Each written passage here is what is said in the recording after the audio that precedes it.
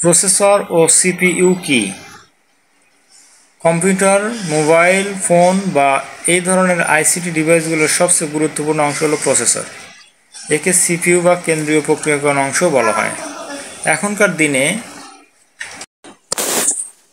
দিনে গাড়ি, camera, mobile phone, game console, television সহ সব ধরনের হাইটেক যন্ত্রপাতি প্রসেসর নিয়ন্ত্রিত। সবচেয়ে আধুনিক প্রযুক্তি হলো এই প্রসেসর। অসংখ্য ইন্টিগ্রেটেড সার্কিট দিয়ে প্রসেসর তৈরি হয়। আইসিগুলো তৈরি হয় ট্রানজিস্টর দিয়ে। এগুলো সব একটি ক্ষুদ্র চিপের মধ্যে থাকে। প্রসেসরে আইসির সংখ্যা পূর্বের তুলনায় অনেক বাড়লেও চিপের আকারে ক্রমান্বয়ে ছোট হয়ে আসছে। আকার ছোট হলেও এর আগের কাজ করার ক্ষমতা বেড়েই চলেছে। প্রসেসর ও সিপিইউ কি?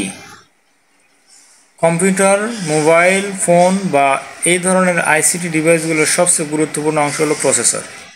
একে সিপিইউ বা কেন্দ্রীয় প্রক্রিয়াকরণ অংশ বলা হয়। এখনকার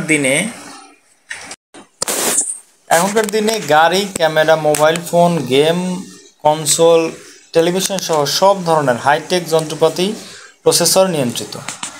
সবচেয়ে আধুনিক প্রযুক্তি হলো এই প্রসেসর। অসংখ্য ইন্টিগ্রেটেড সার্কিট দিয়ে প্রসেসর তৈরি হয়।